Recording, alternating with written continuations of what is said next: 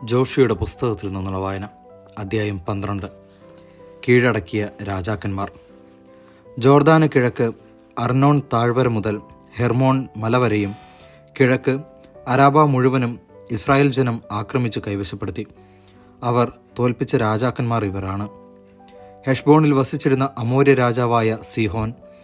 അവൻ്റെ രാജ്യം Arnon താഴ്വരയുടെ അരികിലുള്ള Aroer മുതൽ താഴ്വരയുടെ മധ്യത്തിലൂടെ അമ്മോന്യരുടെ അതിരായ യാബോക്ക് നദി വരെ കിടക്കുന്ന ഗിലെയാദിൻ്റെ പകുതിയും, കിഴക്ക് അരാബ മുതൽ കിന്നരോത്ത് സമുദ്രം വരെയും ബെത് ജഷിൻമോത്തിന് നേരെ അരാബ സമുദ്രം വരെയും തെക്ക് പിസ്ഗായുടെ അടിവാരത്തുള്ള ഉപ്പുകടൽ വരെയും വ്യാപിച്ചിരുന്നു.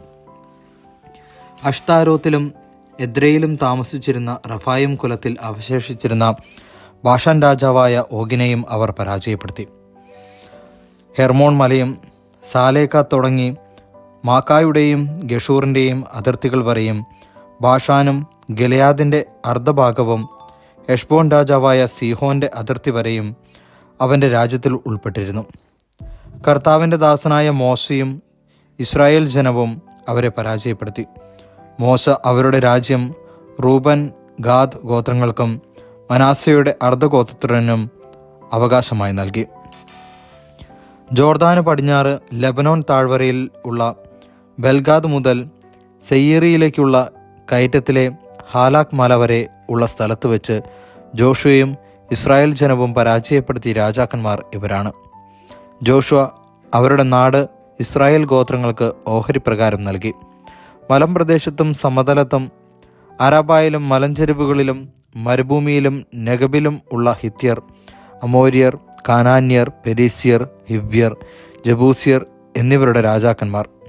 ജെറിക്കോ, ബെതേലിന് സമീപമുള്ള ആയി, Jerusalem, Hebron, Jarmuth, Lachish, Eglon, Gezer, Debir, Geder, Hormah, Arad, Libnah, Adullam, Makkedah, Bethel, Tappuah, Hepher, Aphek, Lasharon, Madon, Hazor, Shimron, Meron, Achshaph, Taanach, Megiddo, Kedesh, കാർമലിലെ യോക് നെയാം, നഫ്ദോറിലെ ദോർ, ഗലീലിയയിലെ ഗോയിം, തിർസ എന്നിവിടങ്ങളിലെ രാജാക്കന്മാർ ആകെ 31 പേർ. ദൈവവചനമാണ് നാം കേട്ടത്.